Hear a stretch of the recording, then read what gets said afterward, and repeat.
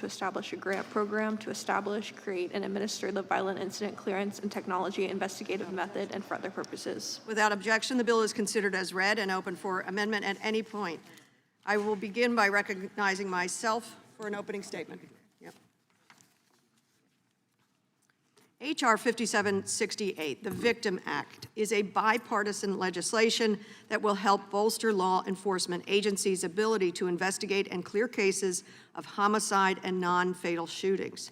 As communities continue to face increased gun violence and homicides, this bill is a vital step toward improving public safety. While the media narrative has focused on violent crime increases in urban areas, we know from further examination of the data that violent crime impacts every community in this country. To address the changes our law enforcement agencies are facing, this bill would provide funding and support for agencies to hire and train detectives and investigators to improve case clearance rates for homicides and non-fatal shootings.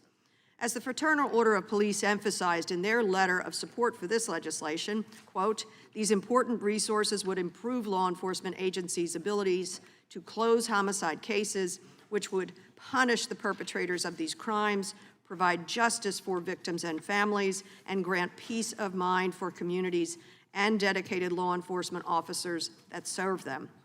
Low clearance rates not only prevent victims from assessing justice, they also damage the public's trust in law enforcement. By investing in the personnel and technology needed to solve cases of homicide and non-fatal shootings, agencies can help build public confidence and improve community safety. Homicide clearance rates have dropped consistently since the 1960s, leaving many unsolved cases and many victims and their families still searching for justice. While the United States has experienced a substantial decline in homicides and violent crime since the peak rates in the early 1990s, the low clearance rates have impacted the public's perception of law enforcement by providing state and local and trial agencies with additional resources. The Victim Act would equip agencies to better respond to and investigate these serious crimes, bringing justice for victims and keeping our communities safe.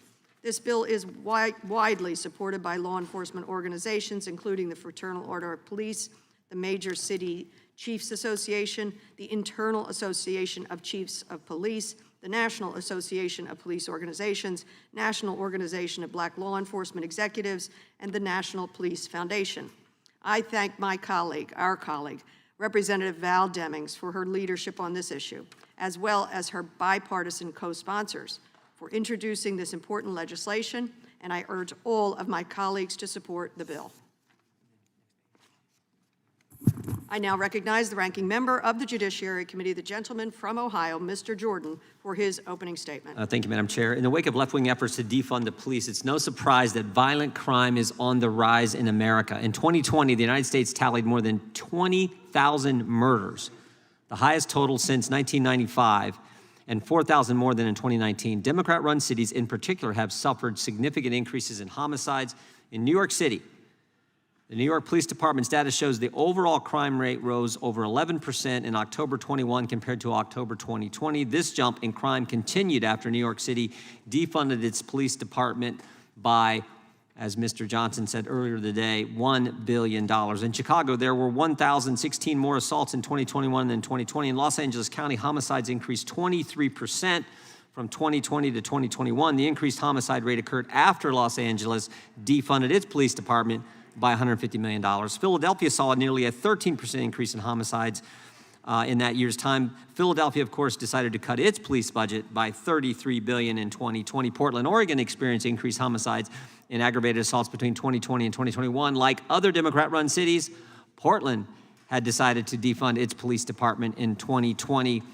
And we could go on, and all those cities who made a decision to defund police were being urged on, as Mr. Johnson went through that list a few hours ago, by Democrat colleagues here in the United States Congress.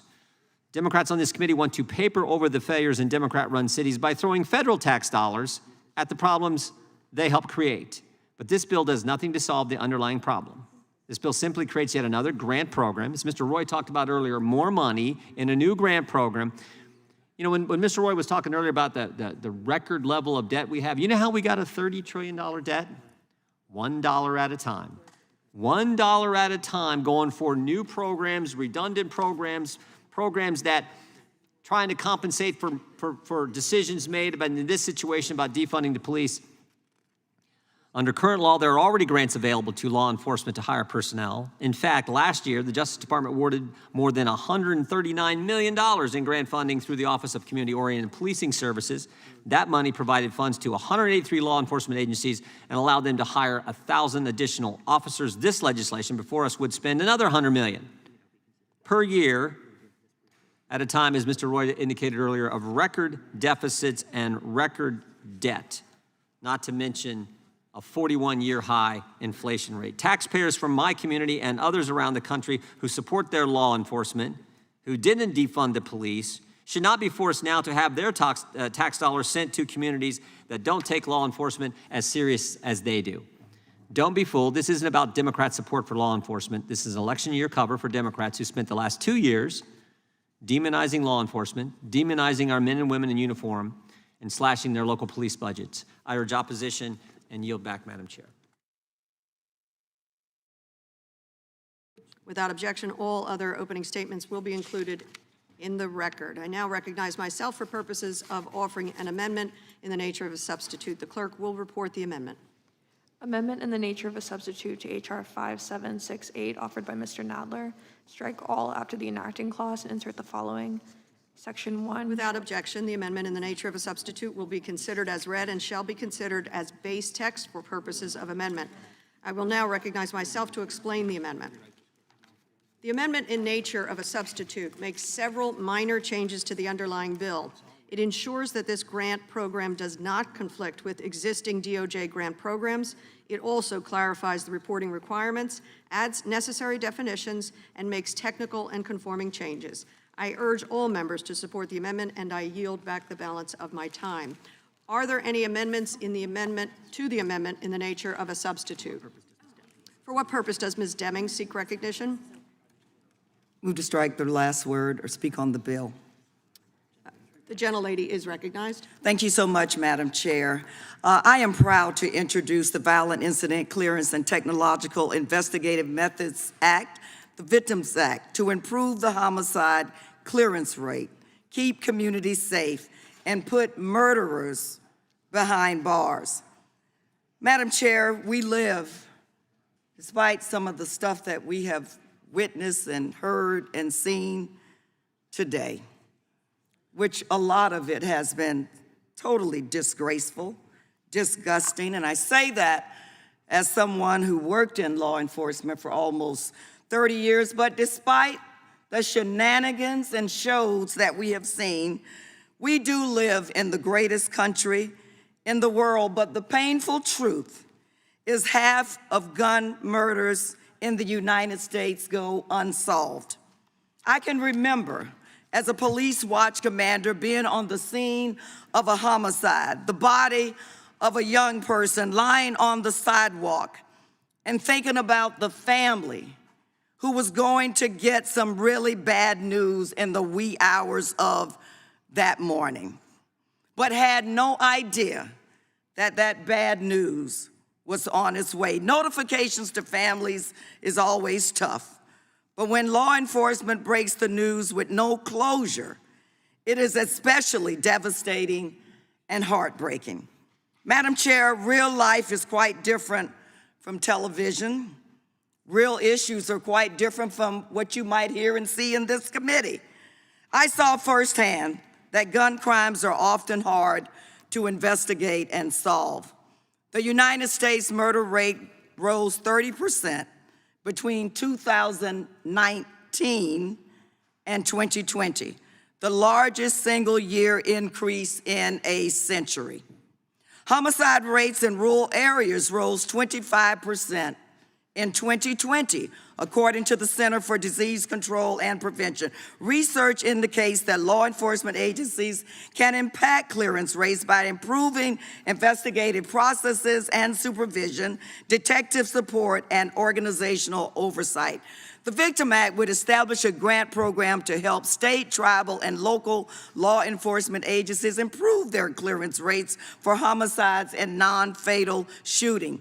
The Victims Act would support victim specialists with the sole purpose of providing assistance to survivor. Madam Chair, the Victim Act has received overwhelming support from multiple law enforcement organizations. I hope this time that matters. For example, the National Association of Police Organizations, who said, through this legislation, law enforcement will be able to focus on solving these violent crimes that have been a detrimental impact on our communities and improve the services that they render to victims. The Fraternal Order of Police supports this legislation. The Major City Chiefs Association supports this legislation. The Victim Act is also supported by the National Organization of Black Law Enforcement Executives, the National Police Foundation, Every Town for Gun Safety, and the International Association of Chiefs of Police. Madam Chair, I ask unanimous consent to place these letters of support in the record. Without objection. Survivors of homicide are broken. Their grief undescribable.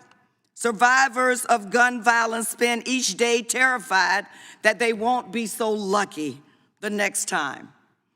As members of Congress, it is impossible to solve every problem. My God, we should try.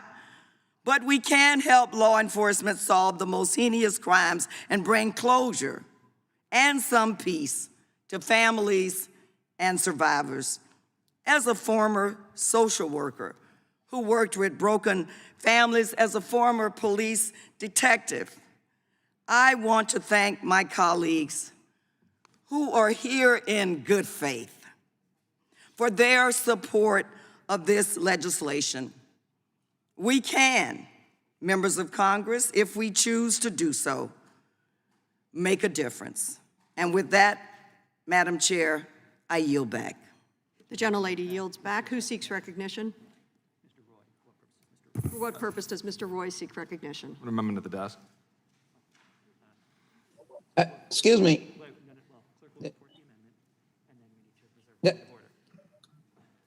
Clerk will report.